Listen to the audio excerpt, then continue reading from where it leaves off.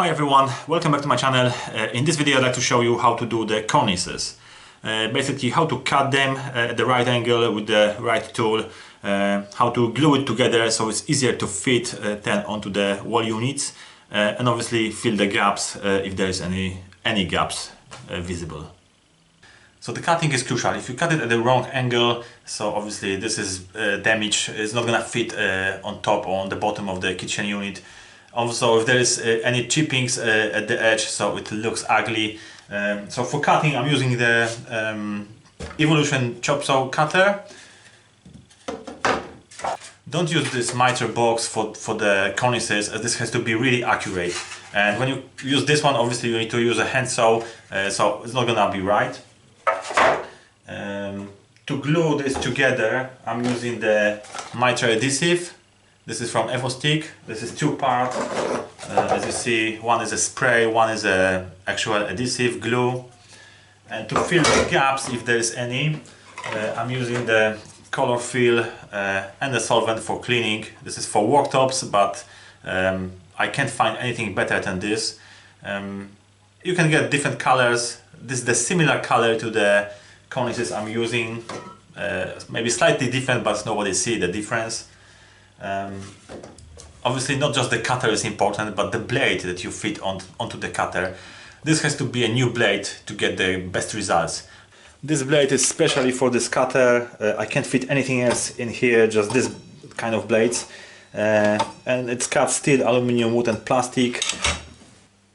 If you use the old blade, you won't get this effect. If you use the old blade, so there will be some chippings on the edge, so it's not good. If you've got different cutter, you can use this kind of disc as well. This has got 40 teeth all around, and this is also good. Basically, when you buy a new blade, this has to be for fine cut, so then you can get the best results.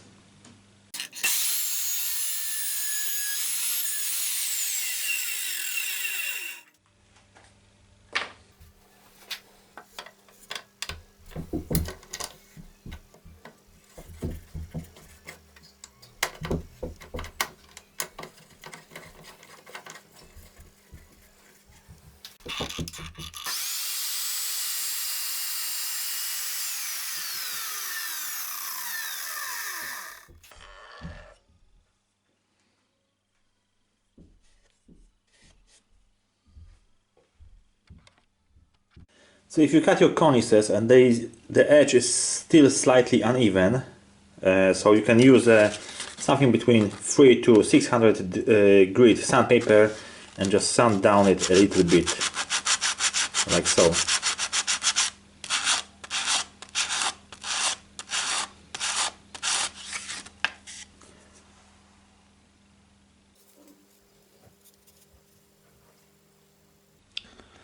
And then instead of fitting them separately onto the kitchen cabinets, the good idea is to glue it together and then fit it both, so you've got the right angle. So to glue these two pieces of cornice together, I'm using mitre adhesive. This is Sevenoaks brand, and it's good. This is two-part. One is the actually glue, the mitre adhesive, and you've got the spray, that is the activator. You need to use both to glue it. Seriously, you need to remember this sets in seconds, so you have to be very careful, very accurate when you join them together. So before gluing them together, you need to open both. And then on one part, you just add the glue.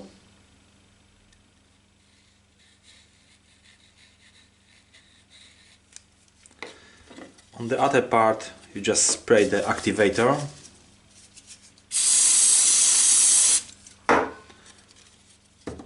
And now you have to do it really accurate.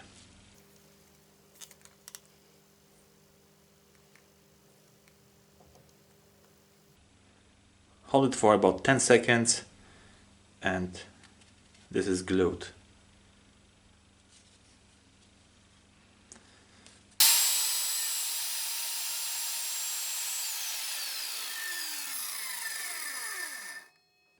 So now let's glue these two bits. The best result if you just put it on something flat so then the angle is correct. The same glue and activator. Let's put glue here.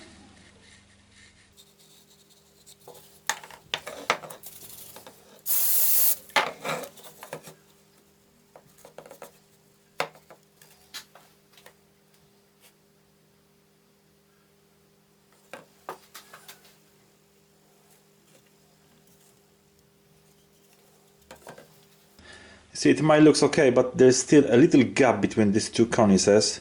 So how to fill this gap? I'm using the worktop sealant, similar color to the to these cornices. You can get different colors, and it's available from the big stores like B&Q, Wix, Screwfix.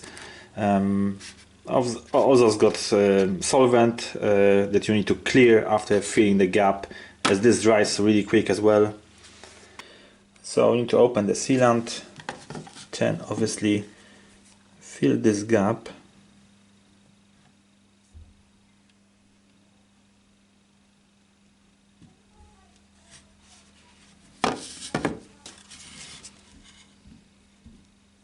Remove the excess.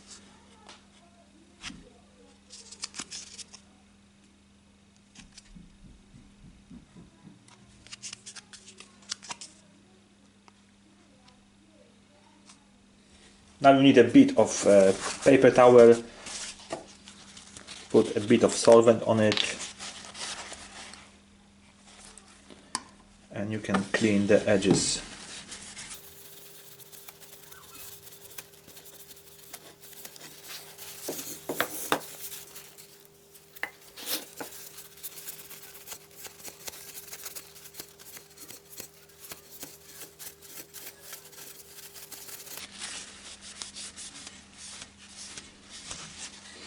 And at the end you've got nice clean edge. See? Obviously this filler you can use after fitting the cornices onto the kitchen unit, but I recommend to glue it together before fitting, so you've got the right angle, and it's much easier, trust me. So that's it for today. If you like my videos, please subscribe for more, and thank you for watching.